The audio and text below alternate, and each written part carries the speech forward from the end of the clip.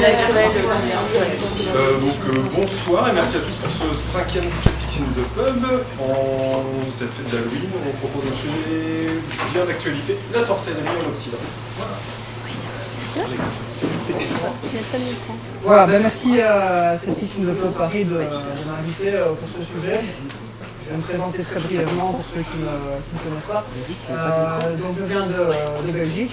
Pas très loin, mais vous connaîtrez l'accent qui est pas chez vous. Je suis président d'une association qui s'appelle le Comité Para, qui est une association sceptique très ancienne, qui date de la première, qui organise en gros pas mal de conférences scientifiques sur différents sujets, essentiellement des sujets qui sont parfois un peu en bordure des sujets scientifiques classiques. Sinon, j'ai étudié la psychologie, je ne suis pas historien. Et donc pourquoi est-ce que je présente cette conférence? Simplement parce que c'est un sujet qui m'intéresse beaucoup depuis longtemps et que je suis toujours resté un peu sur ma faim par rapport à ce qui était présenté par d'autres choses qu'on peut trouver dans des vidéos ou d'autres articles. Souvent la sorcellerie est présentée en parlant d'une époque bien précise et pas avec une vue d'ensemble qui permet de comprendre un peu comment on est arrivé à ce que vous connaissez, ce que vous avez comme vision de la sorcellerie, qu'on voit dans les films, dans les livres un peu contemporains, donc la sorcière maléfique qu'on trouve sur les bûchers. Voilà, ça c'est une époque et avant ça il y a tout un déroulement. Et voilà, moi ce qui m'a intéressé c'est vraiment d'aller plutôt étudier toute cette histoire depuis un peu le début de l'humanité, c'est un peu de ça que je vais vous parler. L'idée, c'est que vous ressortiez de la conférence avec une idée d'ensemble, en fait, de tout ce qu'il y a, tous les éléments clés qui a amené à la vision de la sorcellerie voilà, que vous avez vu dans les films, et puis la sorcellerie contemporaine un petit peu après, donc je dirais quelques mots à la fin de la conférence. Alors, je vous montre un petit plan un peu de ce qu'on va aborder. Donc il y aura d'abord quelques éléments d'histoire de la sorcellerie avant le XIIe siècle. Après ça, il y a une partie qui parlera plutôt de ce qu'il y a entre le XIIe siècle et le début du XVIIIe. Voilà, qui est un peu la période après la fin des grandes chasses aux sorcières en fait. Donc on fera un petit portrait de la sorcière à cette époque, donc c'est 17e, 18e. Je dirai quelques mots aussi des archives du Parlement de Paris, qui a pas mal répertorié des données sur ce qui se passait en France avec les derniers procès de sorcellerie. Je dirais quelques mots aussi des procès des sorcières de Salem, qui est le truc que tout le monde connaît. Et puis je dirais quelques mots de la sorcellerie contemporaine, qu'est-ce qu'il y a après en fait la sorcellerie démoniaque qui est un peu qui est plus vraiment ce qui existe maintenant, même si c'est ce qu'on voit dans les films. Voilà, alors pendant toute la conférence, en fait, ce que j'expliquerai, ça passera un peu par 4 époques où la vision de la sorcellerie a évolué. La première époque, c'est une époque qu'on pourrait appeler la sorcellerie mécanique, donc, qui consistait essentiellement à faire un appel aux forces de la nature. En fait. Donc, vous verrez qu'à cette époque-là, voilà, la sorcellerie, c'est juste un appel aux forces de la nature. Il n'y a pas de démons, il n'y a pas de choses comme ça, c'est assez simple. Après ça, il y a une deuxième époque qu'on pourrait appeler la sorcellerie spirit. Donc là, l'appel aux forces de la nature, ça disparaît un peu pour plutôt aller vers l'invocation des esprits ou des dieux qui sont à l'époque vus comme neutres. Donc ce n'est pas des dieux maléfiques ou bienfaisants, c'est plutôt des dieux qui sont neutres à l'époque, qui sont un peu comme les humains, avec leurs défauts, leurs qualités. Après ça, il y a une troisième époque, bon, ça reste un peu pour la sorcellerie spirit, mais il y a encore une différence, c'est que petit à petit, la vision de ces esprits devient une vision plutôt maléfique. Donc les esprits avant, qui étaient plutôt neutres, vont commencer à être vus après comme automatiquement maléfiques. Et on oublie un peu les dieux ça disparaît, donc il n'y a plus de rituels ou de sorcellerie qui est en lien avec les dieux, ça disparaît. Et puis on arrive à une quatrième époque, qui est celle que vous connaissez dans les films, qui est la sorcellerie satanique, où là l'invocation des esprits, c'est toujours maléfique, et c'est en plus lié à Satan, qui est le roi des démons, ou le grand démon, on peut dire ça comme ça, c'est la sorcellerie satanique. Alors, une petite définition d'abord du terme sorcellerie, j'ai pris celle de Wikipédia. La sorcellerie désigne souvent la pratique d'une certaine forme de magie dans laquelle le sorcier ou la sorcière travaille avec les énergies globales, que ce soit celle des plantes, des cycles lunaires, des saisons ou même des entités. Voilà, c'est la définition de Wikipédia, elle est très très large et elle couvre en fait plusieurs époques différentes. Ouais, il y a aussi le terme witch, qui vient entre autres du verbe witchion, ou wishion, je ne sais pas comment ça se dit en ancien anglais, qui voulait dire en fait jeter un sort. Voilà, ça c'est le terme qui est fort usité en anglais. Alors, ce qui est intéressant, au début du Moyen-Âge, en fait, le sorcier ou la sorcière, donc ça va être plutôt un professionnel comme un autre, un peu comme les rebouteux de village. C'est quelqu'un qui fait des petits rituels assez basiques et qui fait des remèdes à base de plantes. Voilà, ça c'est un peu ce qu'on peut trouver avant le Moyen-Âge, puis jusqu'au début. Et on trouve des références à la sorcellerie. Donc, on trouve dans les textes des références très anciennes, en fait jusqu'à peu près 2000 ans avant Jésus-Christ. On trouve des références à la sorcellerie, notamment dans un code de loi très ancien qui s'appelle le code d'Hammurabi. Voilà, que vous pouvez trouver ici, j'ai fait une petite photo au musée du Louvre, c'est une grande stèle avec un code de loi très ancien, ça vient de Babylone. Voilà, il y a d'autres codes un peu similaires, on trouve quelques références à la sorcellerie, notamment une référence de l'épreuve par l'eau froide, qui était une méthode pour tester un peu les sorcières. J'y reviendrai par la suite. Voilà, donc on peut dire que c'est un concept qui est très ancien et qui est probablement aussi ancien que l'humanité. En tout cas, il est aussi ancien que l'écriture. Voilà, donc ça ne date pas d'hier. Alors évidemment, plein d'autres termes qui ont existé aux différentes époques, aussi dans différentes cultures, et qui permettaient de faire la distinction entre différents types de magie. Bon, je ne vais pas détailler là-dedans parce qu'il y a beaucoup à dire. Donc voilà, il y a d'autres termes comme en anglais, wizard, witch doctor, voilà, tout ça, ça distinguait des formes de magie un petit peu différentes, mais les frontières n'étaient pas toujours très très claires non plus là-dedans. Donc voilà, ici on va surtout parler de sorcellerie. Alors les sociétés non occidentales ont eu assez peu d'influence sur la vision occidentale de la sorcellerie, à quelques exceptions près. Donc il y a eu quand même des influences du Proche-Orient, donc Syrie, Irak, Égypte, notamment les Sumériens et les Babyloniens, qui disposaient d'une démonologie assez élaborée et qui pensaient que le monde était rempli d'esprits, parfois hostiles et parfois bienveillants. Ils avaient tout un panthéon de divinités. Je vais vous donner un exemple qui a été influent pour la suite, c'est l'exemple de Wilitu, comment ça se dit, qui est donc ici. Voilà, donc ça c'était un des esprits sumériens plus terribles, et qui devient en fait, après ça, du côté des Grecs, ça devient Lamia, et du côté des Hébreux, ça devient Lilith. Voilà, je ne sais pas très bien prononcer. Donc ça c'était un démon qui était lié au vent, à la base, et à la tempête, et c'est une femme qui peut se transformer en monstre, et qui enlève et qui tue les enfants. Voilà. Et elle est aussi accompagnée de ses familiers, vous pouvez le voir sur la sculpture, donc qui sont essentiellement des lions et des hiboux. Et elle a le pouvoir de séduire les hommes pendant la nuit pour boire leur sang. Et on peut s'en protéger grâce à des amulettes ou des rituels. Et aussi le fait d'avoir une divinité qu'on vénère, et ceux qui ne vénéraient aucune divinité étaient plutôt en danger. Voilà, donc là, on retrouve déjà un petit peu certaines caractéristiques qu'on va retrouver chez les sorcières sataniques beaucoup plus tard. Les pouvoirs magiques, les familiers, voilà, c'est des caractéristiques qui se sont transformées mais qui ont une origine évidemment assez ancienne. Alors, donc je continue un peu dans mes influences. Donc il y a d'autres influences importantes, notamment en Europe, donc l'Antiquité gréco-romaine au niveau 8e siècle avant Jésus-Christ, jusqu'au 6e siècle après Jésus-Christ. Il y a les Hébreux aussi qui ont été influents. Au niveau des Grecs, ils avaient un système de magie assez sophistiqué. Et eux faisaient la distinction entre deux branches de magie différentes. Donc il y avait une magie plutôt divine, donc où les rituels visaient à communiquer avec les dieux. Une magie qui s'appelait plutôt théurgia. C'était une haute magie plutôt réservée à l'élite de la société. Et puis il y avait une branche plus populaire, donc Magia, qui était une magie plus basique, de nouveau plus mécanique, donc liée à des potions, l'invocation des lois de la nature. et celles-là n'étaient pas associées aux dieux.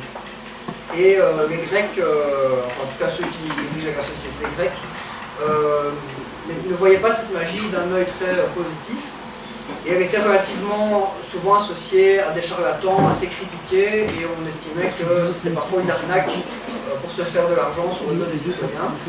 Donc elle a été petit à petit de plus en plus réprimée, d'abord par les Grecs, et après cette répression s'est intensifiée avec les Romains, qui ont rendu illégales en fait toutes les formes de magie qui n'étaient pas liées aux divinités. Voilà, donc la magie divine, c'est resté quelque chose de bien, par contre tout le reste c'est devenu pas bien. Voilà. Et donc il y a eu une première loi qui a été votée, qui a servi à la base déjà à persécuter un petit peu quelques personnes à l'époque des Romains. Alors les Grecs pensaient aussi que les sorciers consultaient souvent un démon, daimon, qui était à la base un dieu mineur, en fait, historiquement, et petit à petit, il est vu comme un être surnaturel, inférieur. Alors le démon, à la base, il n'était pas vu comme quelque chose de maléfique. D'ailleurs, Socrate racontait qu'il recevait de bons conseils de son démon. Vous avez sans doute entendu un peu cette histoire. Donc progressivement, la vision va changer, et donc il y a plusieurs courants de pensée qui vont faire évoluer le monde spirituel en deux camps. D'un côté, il y a vraiment ce qui touche aux dieux, et d'un autre côté, il y a tout ce qui n'est pas les dieux, c'est-à-dire les démons ou les autres êtres surnaturels qui ne sont pas des dieux. Et donc petit à petit, on va attribuer toutes des caractéristiques positives aux dieux, qui vont devenir parfaits, et les caractéristiques négatives vont se retrouver de l'autre côté, du côté de tout ce qui n'est pas des dieux.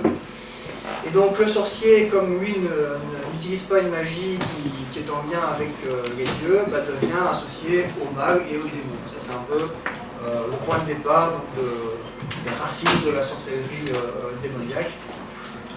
Donc petit à petit, le sorcier qui faisait des remèdes naturels devient associé à des forces surnaturelles démoniaques qui sont jugées démoniaques parce qu'elles ne sont pas liées aux divinités officiellement reconnues. Quelques infos par rapport à Dionysos. Donc vous connaissez Dionysos. Il y avait pas mal de fêtes consacrées à Dionysos du côté grec, et ils ont également un rôle à jouer. Donc pour les Grecs, Dionysos, c'était le fils de Zeus, et qui était issu de son union avec une femme humaine. Et c'est un dieu assez ambigu. C'est le dieu de la fête, de la fertilité, du vin, mais c'est aussi celui de la folie et de la démesure. Et dans une des versions de son histoire, qu'on appelle la version orphique, Dionysos est tué par des ennemis de Zeus, les titans, et il va être dépecé et puis mangé. Et donc Zeus récupère par la suite le cœur de Dionysos et le mange pour le faire renaître. Donc ce culte était public, mais il y avait aussi des célébrations privées dans des rituels plus secrets ou plus occultes. Et ces rites dionysiens, donc plus secrets, en général avaient lieu la nuit, souvent dans une cave connectée à la fertilité et au monde des esprits. Et on y réunissait pas mal de personnes. Donc il y avait des femmes qui étaient dirigées par un prêtre masculin. Les participants portaient des symboles phalliques et vénéraient un personnage à tête de chèvre qui représentait Dionysos. Et pas le démon, Satan, comme vous pouvez penser. Il est souvent représenté avec des cornes.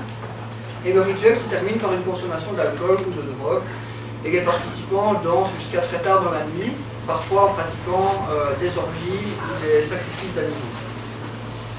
Voilà. Donc Dionysos est aussi accompagné par les satyres, qui sont des demi-dieux, mi-homme, mi-bête, et par les Ménades, qui sont des femmes ensorcelées par le charme surnaturel de Dionysos. Ce qui les amène à l'extase, mais aussi à la folie. Voilà, donc les Ménades pouvaient devenir aussi meurtrières et tuer ceux qu'elles rencontraient sous un coup de folie. Donc le rituel dionysien, ce qui est intéressant, c'est qu'en fait c'est très similaire au sabbat des sorcières qu'on retrouve beaucoup plus tard et qui est encore aujourd'hui un peu dans la culture quand on essaie de représenter des rituels sataniques dans les films d'horreur. On retrouve un peu en fait ce qu'on retrouvait dans les rites de Dionysos à cette époque-là. Évidemment ça a changé de nom au fil du temps, mais on retrouve un peu les racines de ce côté-là. Voilà, ça c'était une poterie qui représente Dionysos avec les satyres et les Ménades. Alors avec ces croyances, donc on a déjà en fait les fondations de ce qui va plus tard être la vision chrétienne de la sorcellerie, qui va définir une grande partie de ce qui se passe après à l'époque des chasses aux sorcières, évidemment. Alors, comment est-ce qu'on est arrivé là? Donc les Hébreux ont en fait assez fort influencé cette vision d'une manière indirecte, notamment par la traduction de la Bible. En fait, la Bible a été traduite en grec et latin au IVe siècle par Jérôme de Stridon, qui a passé beaucoup d'années à faire ça. Et en fait, de Stridon, ce qu'il a fait, c'est qu'il a traduit certains passages avec un sens différent de ceux qui étaient présents dans la version originale.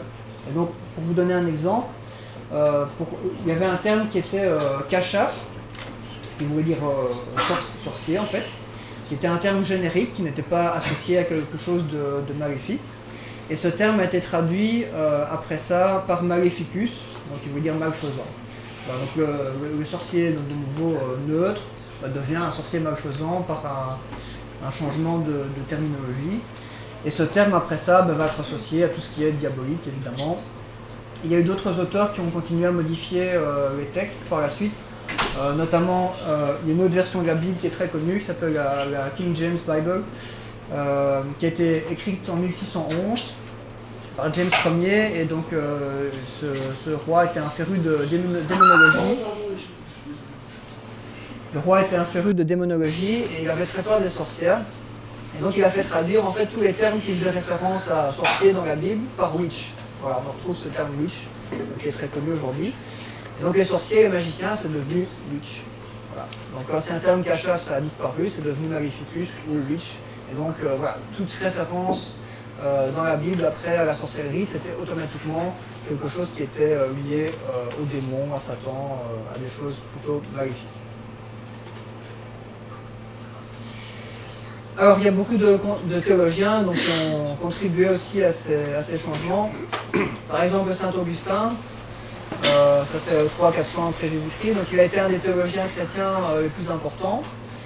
Et il a décrété à son époque que les autres religions, ainsi que la sorcellerie et d'autres pratiques païennes, c'était en fait toujours l'œuvre du diable. Voilà, donc pour Saint Augustin, qui était très tolérant, visiblement, tout ce qui n'était pas sa religion, en fait, c'était le diable. Voilà.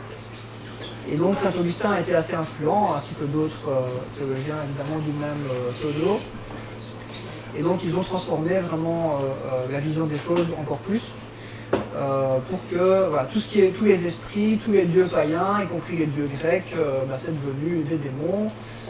Les dieux celtes, c'est la même chose, et tout ce qui était plutôt spiritualiste, mais qui n'était pas des divinités, c'est devenu des démons inférieurs ou des trucs sataniques. Voilà. L'idée était évidemment un projet politique d'écraser tout ce qui n'était pas la religion de Saint Augustin. Alors toute forme de divin et de magie non chrétienne est donc devenue une part d'un grand complot de Satan pour dominer le monde. Le complotisme, ça ne date pas d'hier. Et la population n'a pas toujours suivi ces visions théologiques. Évidemment, il y avait beaucoup de croyances différentes, mais elles ont été petit à petit quand même assez fort écrasées par la religion chrétienne, catholique. Et voilà, c'est devenu des choses cachées qu'on pratiquait un peu dans son coin et qui ont en partie quand même disparu aussi pour laisser la place aux grandes religions. Voilà, par contre la sorcellerie ne devient un crime poursuivi que quand même beaucoup plus tard, même s'il y a eu quelques procès ou exécutions avant le XIIe siècle, c'est quand même assez rare et ça vient quand même plus tard. Donc il y a eu une tentative politique d'écraser un peu toutes les autres spiritualités, mais ce n'était pas non plus en mettant tout le monde en prison ou en faisant des exécutions à tour de bras.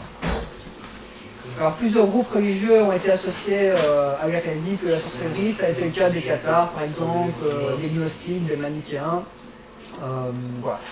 Et il y a eu aussi une série de démonologues assez connus qui ont répandu un peu toutes ces idées sataniques et ces peurs jusqu'au XVe siècle, et qui n'étaient pas forcément des théologiens ou des hommes d'église, c'était plutôt des gens qui venaient, qui adhéraient évidemment à la religion en place, mais qui pouvaient venir d'autres bords et qui ont répandu des visions plus radicales de ces idées sataniques. Et notamment, il y a eu une invention qui a permis de contribuer beaucoup à répandre toutes ces visions sataniques de la sorcellerie, c'est l'invention de l'imprimerie, puisque ça a permis de diffuser beaucoup plus les écrits. Avant ça, qui était surtout recopié par des moines, et après l'imprimerie, ça a pu se diffuser un petit peu partout. Et donc il y a notamment un livre très connu, vous avez probablement déjà entendu parler, le Malleus Maleficarum, ou le marteau des sorcières, pour reprendre le titre qu'on entend souvent. Donc ça, c'est un livre qui a été publié en 1486, et qui va avoir un impact majeur, c'est un peu après l'invention de la presse, qui a un impact majeur sur la vague de persécutions et de procès qui vont suivre après ça. Alors ce livre, il est écrit par deux inquisiteurs catholiques, et c'est un véritable manuel de référence, en 3 parties. Donc il y a une partie en fait qui explique la nature de la sorcellerie, voilà, qui reprend un peu des éléments que je vous ai expliqués avant, le lien avec Satan, le fait que les sorcières peuvent aussi créer des maladies, créer des catastrophes naturelles, ce qui étaient des idées un petit peu en vogue à l'époque. Et aussi le fait que la sorcellerie c'est une offense par rapport à Dieu, et que donc les catastrophes naturelles ou les catastrophes sociétales, c'est aussi une réaction à ça en fait, hein, parce que les gens à l'époque pensaient beaucoup que quand il y avait une catastrophe, c'est parce qu'ils étaient punis de quelque chose. Donc cette vision est très présente dans les textes de l'époque. Et donc on accuse du coup ceux qui ne pratiquent pas bien la religion d'être mauvais chrétiens, d'amener des catastrophes. Voilà, donc les sorcières, dans la deuxième partie de ce livre, ils sont décrites essentiellement comme des femmes. Voilà, donc la sorcellerie est aussi associée à pas mal de sexisme, on en reparlera tout à l'heure.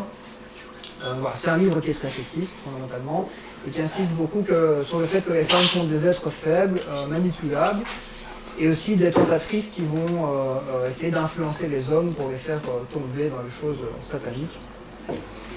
Voilà, donc l'homme est présenté comme celui qui doit résister à la tentation des femmes. Voilà, grâce à sa bonne morale religieuse, bien sûr, que les femmes n'ont pas. Voilà, c'est comme ça. Alors, la deuxième partie, donc, elle est aussi destinée aux chasseurs de sorcières. Voilà, c'est pas que dans les films, les chasseurs de sorcières, ça existait vraiment.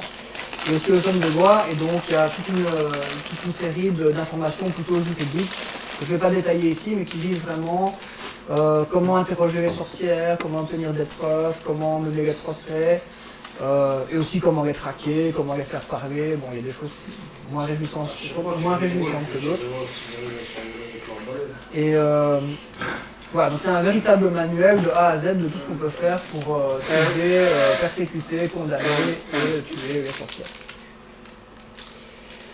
Voilà, alors ce manuel détaille aussi des signes distinctifs qui vont être fort utilisés pendant les procès par la suite, et qui permettent de voir en fait comment est-ce qu'on repère une sorcière. Parce que voilà, évidemment il faut pouvoir distinguer les sorcières du reste de la population.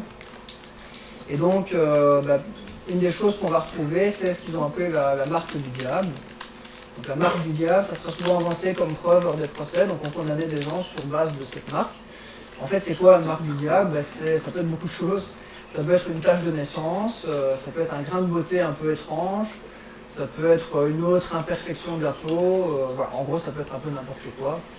Donc voilà, en gros si vous n'avez pas quelque chose qui peut ressembler à une marque du diable, vous avez de la chance.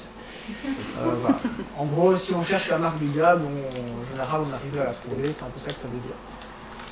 Donc il y a aussi l'idée que la sorcière était insensible à la douleur, et donc on va utiliser ça pour les interrogatoires, puisque comme elle est insensible à la douleur, mais c'est seulement dans certaines zones du corps, on va essayer de lui générer de la douleur. Voilà, donc il y avait pas mal de tortures pendant les procès. Il y a une autre méthode qui est aussi très ancienne, qui s'appelle l'ordalie par eau froide. Donc ça consistait à mettre la sorcière pieds et poings liés dans l'eau pour voir si elle coule. Et donc en gros, si son corps flottait, c'était une sorcière, et s'il ne flotte pas, c'était pas une sorcière. En général, si elle ne flottait pas, elle était plus très vivante après. Celle-là était dans le fond, c'était pas une sorcière, elle a pu mourir quand même. Quoi. En général, elle était morte. Voilà. C'était pas une méthode très efficace. Alors il fallait aussi obtenir le nom des complices. Et donc on pensait que les sorcières œuvraient rarement seules, donc il y avait l'idée de ce fameux coven, donc les sorcières se rassemblaient en groupe pour pratiquer leur rituel. Et donc quand on arrivait à en attraper une, on essayait d'obtenir des aveux pour pouvoir avoir les noms des complices, pour pouvoir les torturer aussi évidemment. Et voilà, ça faisait une sorte de chaîne, donc l'idée c'était de pouvoir obtenir un peu les noms de tout le réseau pour pouvoir le démanteler peu comme on a dû faire avec Al-Qaïda à Guantanamo, j'imagine. Donc on torturait tout le monde pour obtenir des aveux. Alors, ce qui est aussi une méthode accessoirement pas très efficace, parce que quand on torture les gens, en général ils finissent par avouer même quand ils sont innocents. Ça c'est une découverte de la psychologie plus tardive malheureusement, mais voilà, donc ça fonctionne pas très bien comme méthode. Ce qui fait qu'en gros tout le monde finissait par avouer quelque chose. Voilà, donc c'est cette forme de sorcellerie satanique qui va se répandre beaucoup à partir du XVe siècle. Et on va avoir en gros entre le 15e et le 17e à peu près 110 000 personnes accusées et torturées, répertoriées par les historiens. Et il y a pas moins, enfin plus ou moins la moitié des personnes qui ont été exécutées, ça sera entre 1450 et entre 1750. Après ça, il y a un grand déclin et puis on n'exécute plus beaucoup de gens, mais c'est encore des procès. Voilà, on va faire un petit récapitulatif à ce stade des caractéristiques donc, de la sorcière hérétique, supposément. Voilà, donc elle a fait un pacte avec le diable, parce que la sorcellerie c'est une hérésie. Elle fait partie d'un complot organisé par Satan contre les catholiques, bien sûr. Les agents de Satan sont présents un peu partout, ou en tout cas leur influence est présente un peu partout. Elle est en général accompagnée de familiers. On retrouve les familiers de Lilith. Donc ça peut être des crapauds, des chats, on voit n'importe quel animal. Et ces familiers, ils servent à quoi? En fait, ils aident la sorcière à lancer des sortilèges. Et ils peuvent aussi rendre les gens malades, parfois se transformer. Ils peuvent influencer aussi le climat, donc ils peuvent faire pourrir des récoltes par exemple, voilà, c'est une idée présente à l'époque. Alors la sorcière elle participe donc au sabbat, donc il y a une réunion entre sorcières, et donc une réunion dans laquelle on va faire des rituels qui vont servir à pourrir la vie des gens, faire pourrir des récoltes ou invoquer Satan pour avoir des avantages, enfin, rien de très positif en tout cas. Et le sabbat est en général dirigé par un démon, qui est donc un avatar de Satan. Et les sorcières, en général, en tout cas, on imagine qu'elles ont des relations sexuelles avec cet avatar de Satan. Donc si vous vous rappelez un peu le rite de Dionysos de tout à l'heure, donc à la base, il y avait un prêtre humain, avec des cornes un peu déguisées, et des femmes. Donc ce prêtre, à cette époque-là, c'est devenu carrément l'avatar de Satan. Et donc, elles ont aussi d'autres caractéristiques, comme la métamorphose, donc elles peuvent se transformer en animaux essentiellement. Elles sont capables de voler, pas forcément sur un balai, comme on voit dans les films, mais plutôt en se métamorphosant. Et dans la plupart des cas, la sorcière, c'est une femme, même s'il y a des exceptions. Donc, les gens de l'époque ne pensaient pas qu'il n'y avait que des sorcières femmes, il y avait aussi des sorciers, mais c'était quand même assez rare. Et donc c'est pas vraiment la vision principale, c'est essentiellement quand même féminin. Souvent elles sont vues comme des femmes âgées, qui sont veuves ou célibataires, ou pauvres, ou marginalisées d'une manière ou d'une autre. Et donc là on retrouve un peu le côté bouc émissaire en fait de cette sorcière. Et donc cette accusation va aussi servir à des fins politiques, à attaquer donc des opposants politiques, voilà, qui sont des familles opposantes ou des marginaux qu'on n'aime pas, des femmes veuves parce qu'être veuve c'était mal vu à l'époque, etc., etc. Voilà, donc c'est aussi un outil quelque part d'une société très patriarcale à l'époque et qui utilisait ça pour attaquer certains opposants. Voilà, c'est une peinture de Goya, le sabbat des sorcières avec donc l'avatar de Satan et les sorcières. Ouais, il y avait aussi un autre rituel qui s'appelle l'osculus infâme, je ne sais pas comment ça se dit, je n'ai pas fait le latin, qui consistait à embrasser les fesses de l'avatar de Satan. Voilà, c'était très sérieux, hein, je dis sur un ton d'humour, mais c'était pas une blague à l'époque. Alors donc,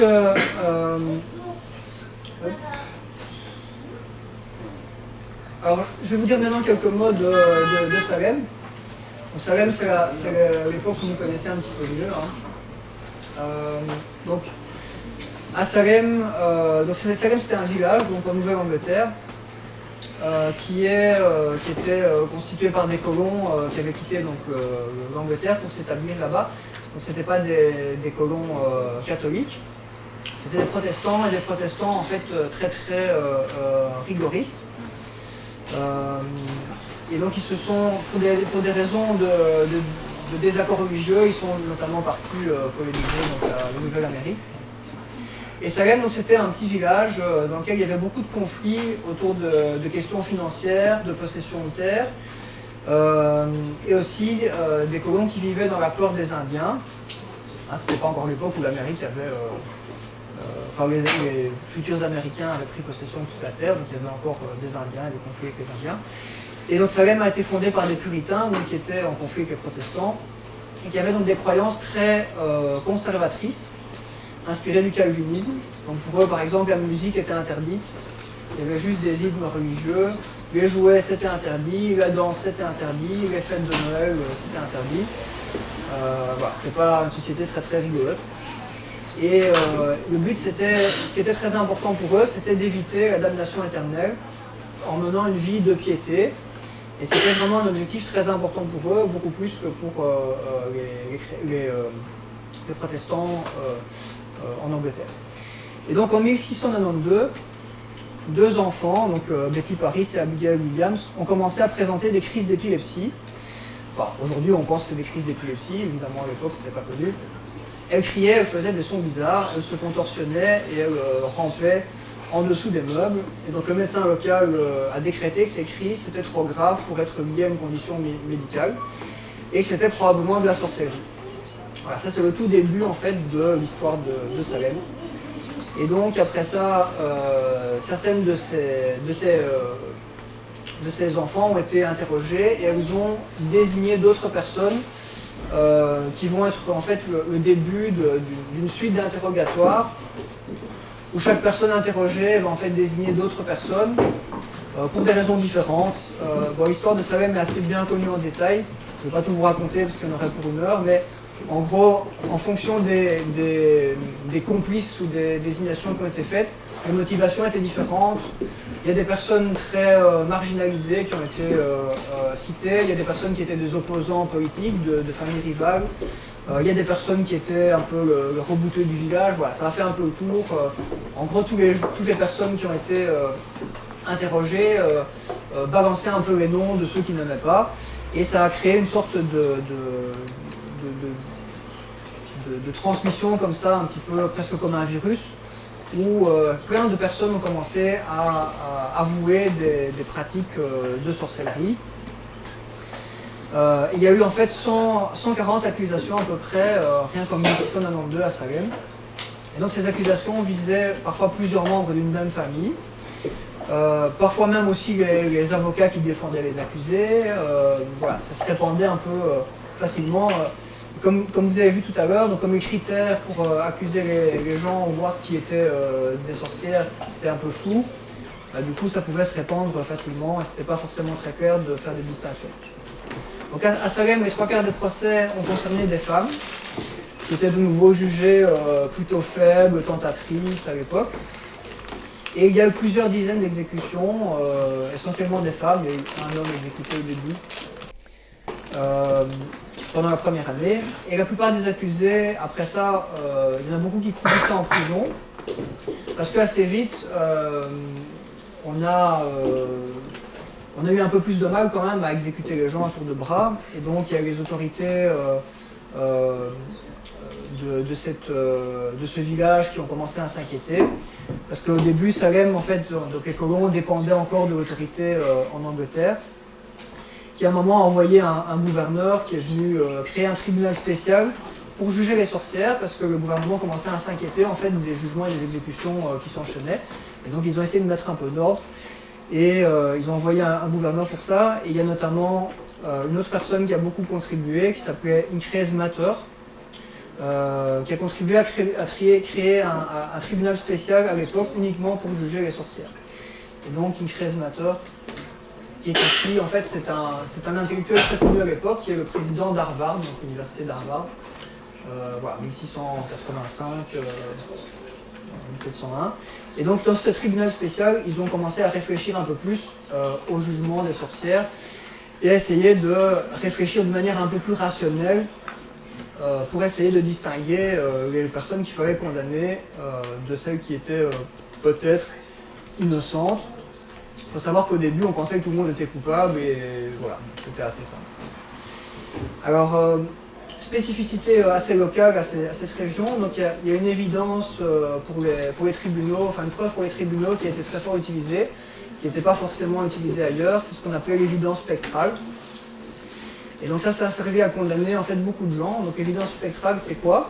En fait, les sorcières étaient, on pensait qu'elles pouvaient ensorceler leurs victimes, et que pendant leurs rêves, donc les victimes pouvaient avoir des rêves dans lesquels elles voyaient ces ensorcellements, où elles pouvaient voir les sorcières. Et il y avait aussi des situations où on pensait qu'on pouvait voir le spectre d'une sorcière, ou en tout cas quelque chose de résiduel de sa présence, et ça permettait d'indiquer qui était l'auteur du crime de sorcellerie. Et donc les cours à l'époque on condamnait beaucoup de personnes sous base de ces évidences, parce qu'il suffisait en gros de dire que vous aviez rêvé de Madame Machin qui vous jetait un sort, pour que les jurés se disent « Ah ben voilà une bonne preuve, c'est une bonne raison pour condamner la sorcière ». Ouais, ces condamnations donc, ont fait de plus en plus de débats, parce que tout le monde n'était pas d'accord à l'époque, même s'il y avait une majorité dans la population qui était tout à fait d'accord avec le principe, il y avait des voix dissidentes, et notamment plutôt du côté des intellectuels ou des juristes, ça posait un peu problème. Et au niveau des fonctionnaires de l'État aussi. Et donc l'État a fini par dissoudre cette cour de justice et a libéré toutes les sorcières qui étaient encore en prison, et a interdit la fin des procès de sorcellerie à la fin de cette année. Et donc il y a une déclaration très connue d'Incresmator à cette époque-là, donc il a déclaré à l'époque qu'il fallait mieux libérer 9 sorcières coupables plutôt que de condamner une seule sorcière innocente. Voilà, ça c'est un principe quand même assez important dans le droit, évidemment, c'est que voilà, la présomption d'innocence c'est important. Si on n'est pas sûr que les gens sont coupables, a priori on ne les condamne pas, d'autant plus si c'est pour les pendre après, si on n'est pas sûr qu'ils sont coupables. Alors ce qui est intéressant dans toutes ces accusations qui ont été pas mal étudiées, c'est qu'on voit qu'elles sont pas donc faites au hasard. Certaines familles rivales se sont accusées les unes les autres. On accusait beaucoup les personnes marginales, les personnes âgées, les personnes pauvres et les femmes. Et il n'y a rien de surprenant, vu qu'on les torturait jusqu'à ce qu'elles avouent les noms des complices, et donc on pouvait perpétuer un peu ce cycle à l'infini avec la torture. Voilà. Donc on peut dire que la sorcellerie a quand même été instrumentalisée pour persécuter les femmes, les pauvres, les marginaux, les rivaux politiques, et aussi ceux qui n'étaient pas chrétiens protestants. Alors il y a eu d'autres théories à Salem qui ont visé à expliquer un petit peu ce qui s'est passé, notamment l'intoxication à l'ergot de seigle, qui est un champignon qui pourrait contaminer les céréales et créer des convulsions, des spasmes ou des hallucinations. C'est une théorie qui est intéressante, elle a peut-être expliqué certains cas, maintenant elle est difficile à prouver, et donc on ne saura pas si elle est vraie, mais elle est souvent citée par les historiens. Alors, je vais vous donner quelques infos maintenant sur Paris, le procès en appel au Parlement de Paris. En fait, il y a eu aussi beaucoup de procès pour sorcellerie en France.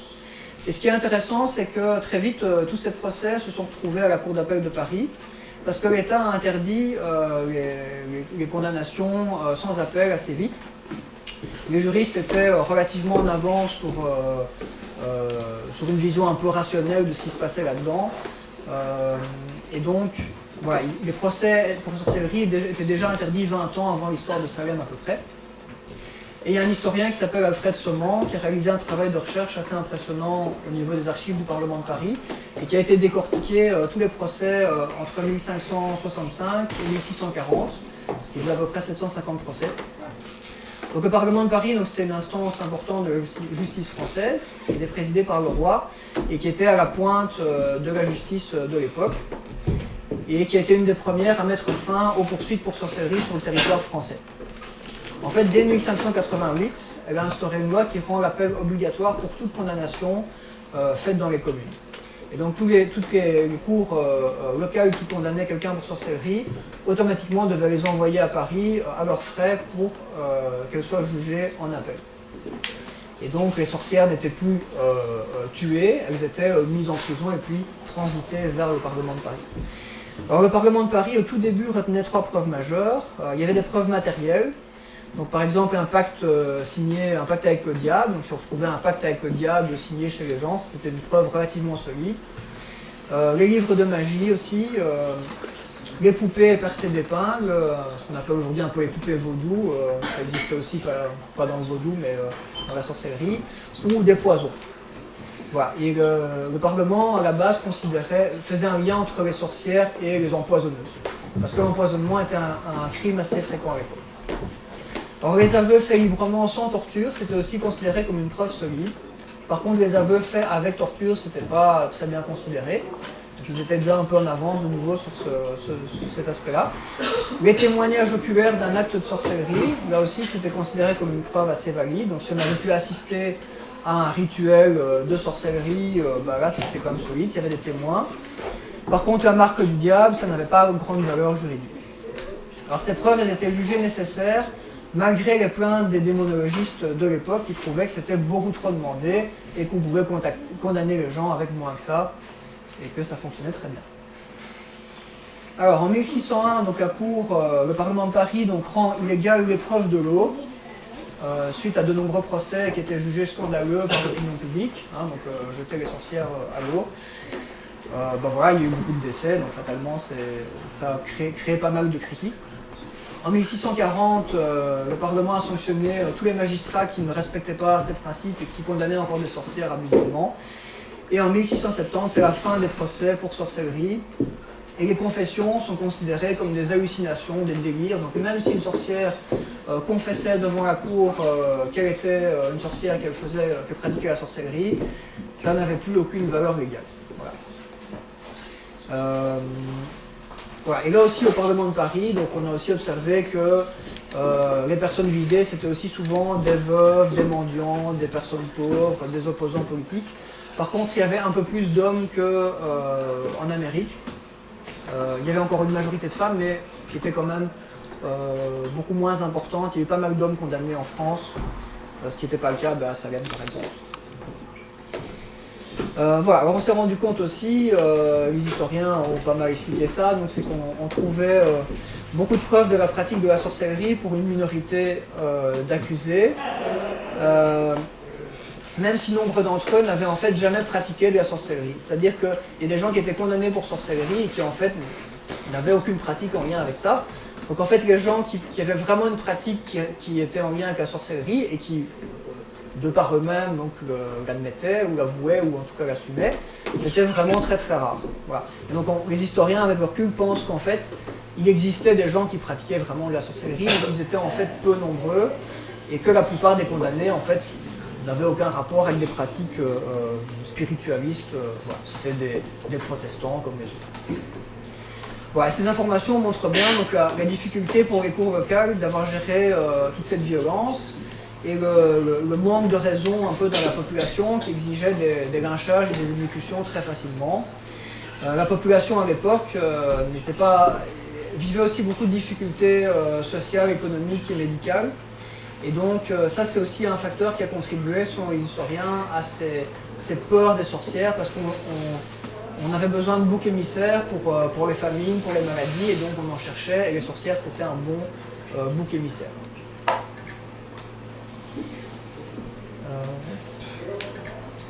Voilà, alors après, je reviens un peu à mon plan du début. Donc après cette époque-là, après la fin des grandes chasses aux sorcières en Amérique, en Europe,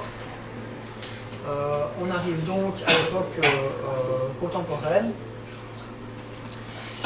Et donc après le XVIIe siècle, il y a peu de traces de la sorcellerie.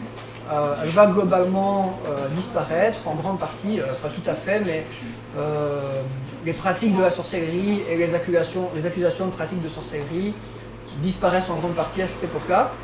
Et c'est resté un phénomène très marginal pour renaître en fait, dans la deuxième moitié du XXe siècle.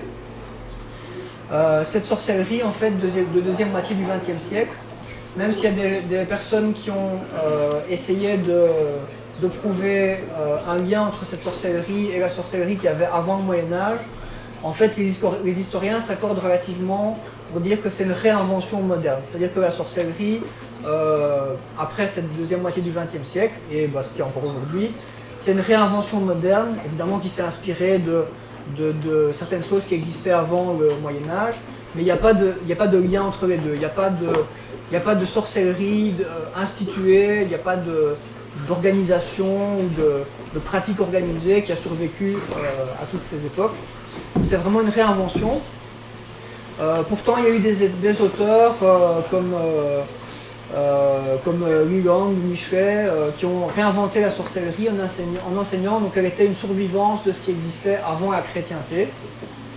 Une religion en fait qui, selon eux, vénérait la nature, la fertilité, la féminité, c'était plutôt féministe pour le coup, et aussi la déesse Diane pour beaucoup d'entre eux. Voilà, chaque auteur avait des variations de ce mythe, mais c'est vraiment considéré comme un mythe par la plupart des historiens. C'est des théories qui ont été populaires pendant un temps et qui ont inspiré beaucoup la sorcellerie moderne, mais elles ont été relativement abandonnées par les historiens. La réalité, c'est que la sorcellerie a en grande partie disparu et qu'elle a été réinventée en fait il n'y a pas très longtemps et qu'elle est devenue aujourd'hui un mixte entre différentes foi, différentes idées de différentes religions.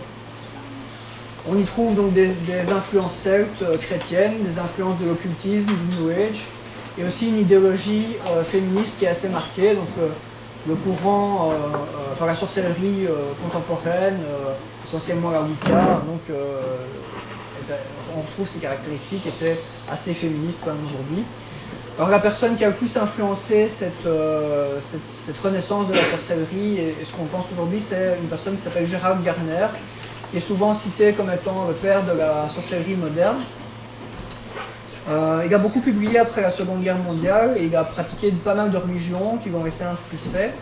Et lui, il a recréé en fait la sorcellerie pour la définir de la manière suivante. Donc pour lui, c'était une religion paisible, vénérant la nature. Les sorcières se réunissaient dans des covens dirigés par une prêtresse et pas par un prêtre. Donc ça a changé, on voit le côté un peu plus féministe. Elles vénèrent un dieu de la nature ou une déesse à plusieurs facettes. Donc il y a une déesse de fertilité, de réincarnation. Ces personnes se rencontrent dans la nature pour faire des rituels. Pour Gardner, il y avait des danses nues dans la forêt. Ça n'a pas été repris par tout le monde après. Et le but c'était d'obtenir le pouvoir de la nature par ces rituels et pratiquer aussi des formes de méditation. Voilà, et donc pour Gardner, il y avait toute une série c'est une photo de rituels avec Gardner. Bah, comme je disais, tout le monde n'a pas repris les danses nues dans la forêt, c'était plutôt chez Gardner. Et donc ils ont... par la photo, voilà, le rituel chez Gardner. Et donc ils ont en fait rebaptisé, réinventé toute une série de fêtes annuelles. Voilà, la fête de Samin, 31 octobre, Yule, Beltane, etc. C'est des noms que vous avez déjà entendus, hein, on trouve ça ailleurs aussi. Et donc ce mouvement va continuer à être défini de manière différente par de nombreux auteurs, parce qu'aujourd'hui il y a pas mal de branches de la sorcellerie contemporaine. Il n'y a pas de dirigeants de ce mouvement, et donc chacun a ses petites variations locales. C'est assez difficile de savoir lequel de ces mouvements va prendre de l'ampleur ou va devenir plus influent, on ne sait pas très bien. Mais ce qu'on peut dire, c'est qu'il y a quand même des caractéristiques qu'on retrouve un peu dans toute la sorcellerie contemporaine. Donc c'est l'animisme, le polythéisme, donc le fait de croire à un ensemble de dieux, panthéisme, il n'y a pas que des dieux, il peut aussi y avoir des divinités mineures, des esprits, etc. Il y a le féminisme qui est quand même assez présent dans la plupart de ces sous-mouvements. Il y a un rejet de l'idée chrétienne du péché, qui est évidemment considéré comme les praticiens contemporains par quelque chose de très négatif. Voilà, il n'y a pas de parole, c'est considéré comme très négatif. Donc l'idée chrétienne du péché, ça a eu pas mal d'influence sur nos sociétés, au niveau de la culpabilisation notamment. Donc ça c'est globalement rejeté. Il y a aussi un principe de réciprocité qu'on retrouve un peu partout, c'est-à-dire que la plupart des praticiens de sorcellerie pensent qu'il y a un retour par rapport à ce qu'on fait. Donc si on fait du mal à quelqu'un, il y a une sorte de retour de manivelle après. Et il y a aussi une personnalisation qui est de plus en plus populaire dans différents courants de magie. Je pense à un truc qu'on appelle la magie du chaos par exemple. Voilà, donc l'idée c'est que c'est pas les rituels qui sont importants ou la forme des rituels ou les invocations, c'est plutôt l'intention en fait. Voilà, donc tant que l'intention y est, en fait, le rituel, ça n'a pas une grande importance. Ça, c'est aussi une idée qu'on retrouve dans différents livres, dans différentes séries d'ailleurs. Voilà, donc aujourd'hui, il y a encore de nombreux coven qui voient le jour.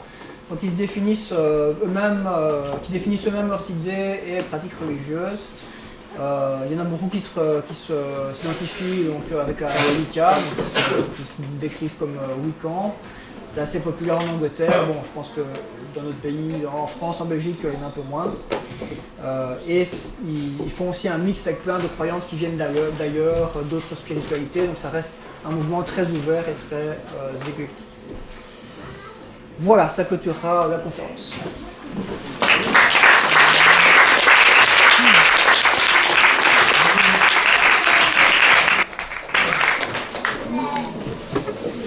Est-ce que certains d'entre vous ont des questions? Non, pas du tout. Ah. C'est juste pour la captation du son. Dans les cours des appels à Paris, il y a un pic descendant, c'était quoi? Alors, je ne vous ai pas donné tous mes détails sur les appels. En fait, Tout va vers le bas. Tout va vers le bas, donc ça c'est l'infanticide. Qu'est-ce qui s'est passé cette année? alors en deux mots, c'est un graphique avec les principaux crimes condamnés. Donc les sortilèges, c'était tout en haut, avec les infanticides. Il y avait aussi les crimes d'homicide, la bigamie et la sodomie. Voilà. Donc les sorcières étaient aussi associées parfois aux infanticides et des personnes qui tuaient les enfants. Et c'est un lien avec notamment certaines croyances pour des sacrifices qui viennent aussi avant le Moyen-Âge. Mais il y a une date où toutes ces courbes, elles piquent vers le bas. Du coup, on se demande qu'est-ce qui s'est passé à ce moment-là. C'est aux alentours de 1635, 1640, c'est la chute en fait des condamnations. D'accord.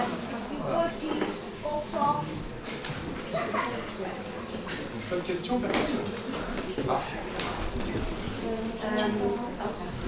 Vous avez parlé de la sorcellerie à travers les âges, est assez survolé parce que c'est un peu compliqué de vraiment en parler en détail. Il y a de choses à dire, mais de manière plus subjective, est-ce que vous croyez dans la sorcellerie? C'est une bonne question à poser à un sceptique. Alors, je fais une conférence plutôt d'histoire, je ne vais pas donner mon avis, mais je peux vous donner, évidemment, en tant que sceptique, personnellement, je ne crois pas à la réalité de la sorcellerie en tant que pouvoir qui permet de créer un effet. Par contre, je crois à la sorcellerie en tant que pratique spirituelle ou religion. Et si vous voulez même mon avis très personnel, pour moi, je trouve que il n'y a pas de grande différence entre la sorcellerie ou différentes sorcelleries qui existent et la pratique de la religion catholique ou autre chose. Moi je les mets sur un même pied. La grande différence c'est qu'il n'y a pas de pouvoir tout en haut qui dirige et qui édicte des dogmes et qui permet donc de forcer tout le monde à croire la même chose. Ça c'est un peu pour moi la grande différence. Et sinon je ne pense pas donc, que la sorcellerie en tant que pouvoir magique ça existe. Ça je n'y crois pas. Sinon que ça puisse avoir des effets placebo ou influencer la vie des gens d'une autre manière qui n'est pas surnaturelle, ça certainement. Mais je ne crois pas en tout cas au pouvoir magique de la sorcellerie.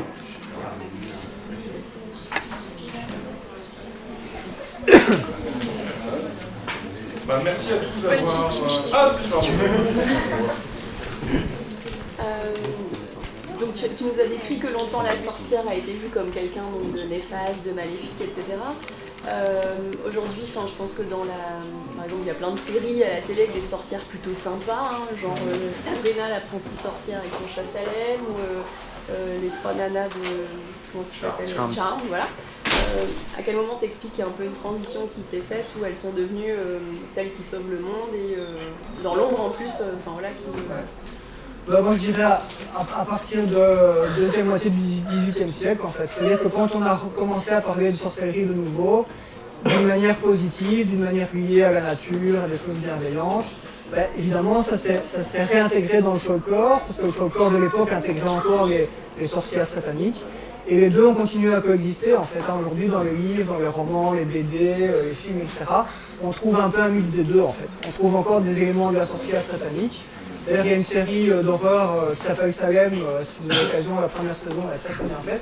On retrouve toutes ces caractéristiques dedans, très bien montrées. Et puis il y a d'autres séries, comme celle que tu citais, où il y a quelques éléments un peu de la sorcellerie satanique, mais il y a aussi un côté plus positif, force de la nature, etc. Et puis il y a encore d'autres références où il n'y a plus que le côté positif, nature, qui est mis en avant. Et je pense que du côté des praticiens de la sorcellerie, par contre, le côté sorcellerie satanique, il a en grande partie disparu, même s'il est encore présent dans le folklore. C'est devenu plutôt du folklore aujourd'hui, cette partie satanique.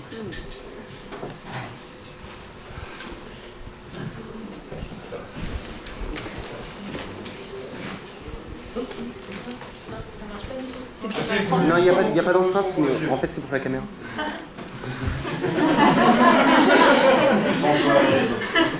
C'est un peu de la sorcellerie. Ah non, je voulais vous demander, il y a aussi des personnes qui se fait aujourd'hui, et je voulais savoir quelle était la différence, puisque les sorcières font des ralentis. C'est une bonne idée. Alors, moi, une différence que je fais, moi je rangerais les faits dans d'autres phénomènes comme les Otterkins. Pour moi, il y a certaines personnes qui s'identifient à des identités qui intègrent des caractéristiques entre guillemets surnaturelles, c'est-à-dire des caractéristiques qui ne sont pas reconnues par ce qu'on connaît de la biologie, la nature. Voilà, donc si une personne est persuadée, par exemple, qu'elle peut, que sa race est en partie d'être autre chose qu'humain, ça c'est quelque chose qui sort de la science, quoi. Ça ne fait pas partie de ce qu'on reconnaît dans les connaissances médicales, scientifiques. La sorcellerie c'est un peu différent parce qu'il n'y a pas de... C'est plutôt la pratique d'un média en fait. Et du côté des fées ou des elfes ou quelque chose de comme ça, c'est pas uniquement la pratique d'un outil ou d'un média, il y a quelque chose qui touche plus à la nature même de la personne et qui change son identité, son origine. Donc ça pour moi c'est quand même un peu différent que de penser qu'on peut avoir accès à un outil qui est la magie, parce que c'est comme ça, c'est un outil quoi. C'est pas je suis d'une autre race ou je suis en partie alien ou je suis en partie chat ou une race d'animal extraordinaire. Bah, il y a quand même quelque chose d'un peu différent pour moi là-dedans.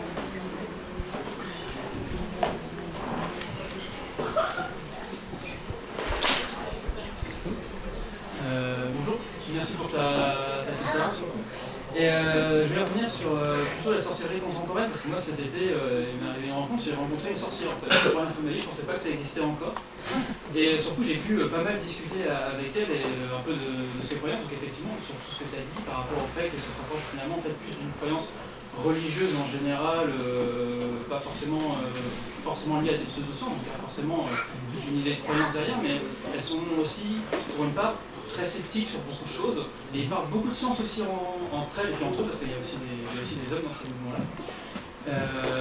Et ça touche aussi à quelques petites pseudo-sciences, notamment la lithothérapie par exemple, qui est apparemment pas mal utilisée. Après, il y a un petit point sur lequel je vais revenir, c'est par rapport au féminisme. Parce que là-dessus, il y a un truc où on a eu pas mal de débats, c'est par rapport en fait à ça, les sorcières, en tout cas son convent à elle, donc je peux parler que pour ça, bien sûr, ne se définissent pas comme étant féministes. Et refusent en fait réellement cette appellation. Non pas qu'ils sont anti-féministes, bien sûr, et juste c'est pas du tout leur combat. Donc toi, quand tu utilises féministe, est-ce que c'est juste parce que c'est quelque chose qui peut-être remet la femme un peu au centre de la société, contrairement à ce que la société fait. Alors peut-être pas contemporainement, mais il y a quelques périodes un peu avant. On peut considérer ça comme un mouvement féministe parce que les femmes avaient un peu plus de pouvoir dans ces cercles-là que dans la société. Ou est-ce que vraiment tu parles de féminisme comme un combat féministe et sur le coup c'était pas forcément aujourd'hui? C'est une très bonne question. Ouais. Alors je pense à la base je parle plutôt du fait que certains auteurs comme Gardner et d'autres après avaient une revendication comme un petit peu féministe.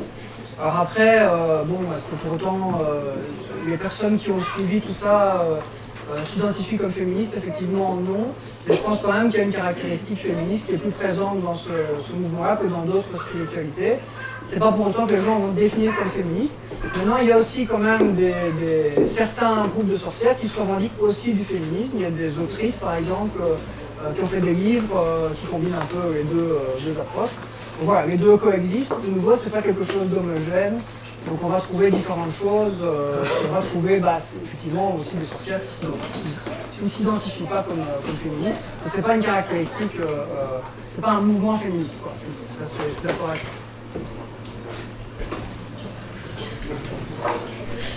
Merci. Je voulais juste rebondir sur ce que tu as dit, et sur ce que tu as dit aussi d'ailleurs. Je pense que là, dans cette pièce, on doit être plusieurs filles et peut-être même plusieurs hommes à pratiquer. Et en fait, pour ce que tu disais par rapport aux faits, ce que je pense, c'est qu'on n'aime pas trop l'appellation sorcière-sorcière. Surtout ça, parce que c'est un terme extrêmement péjoratif. Toi qui disais avoir rencontré une sorcière, je pense pas que tu as rencontré une sorcière, je pense que tu as dû rencontrer une magicienne. Mais je pense que le terme de sorcière, alors peut-être, je sais pas, peut-être que ça fait elle-même sorcière. Ouais, d'accord. Parce que c'est quand même ultra péjoratif comme terme. La preuve, les sorcières ont été brûlées, pendues, lapidées, torturées. Et à l'heure actuelle, parler de sorcière, c'est quand même. C'est un peu une insulte. Voilà. Après, ça revient, on voit par exemple, ça revient aussi au bout du jour avec par exemple des auteurs comme Mona Chollet. En fait, c'est quelque chose aussi qui se réapproprie, je pense, le terme de sorcière. Ça a été, pendant longtemps, ça a été quelque chose où... En fait, je pense que ça fait peur. Pendant longtemps, le terme, il a fait peur. Parce que ça a été souvent vu par des évangélistes, en fait, qui, après, qui voulaient inventer des miracles mieux que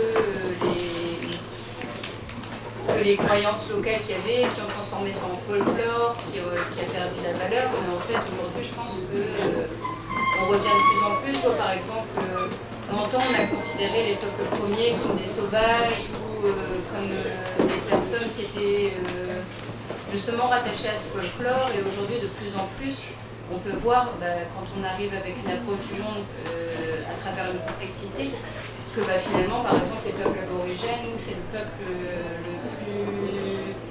le plus vieux du monde, en fait, la culture la plus vieille du monde, qu'eux, ils ont une intelligence par rapport à la terre, dans leur manière de vivre avec leur environnement, avec les animaux, avec les plantes. Et je pense qu'on y revient en fait de plus en plus. Alors parfois, peut-être que certains vont dire que sorcière, ça fait peur et qu'on préfère s'appeler chaman ou autre.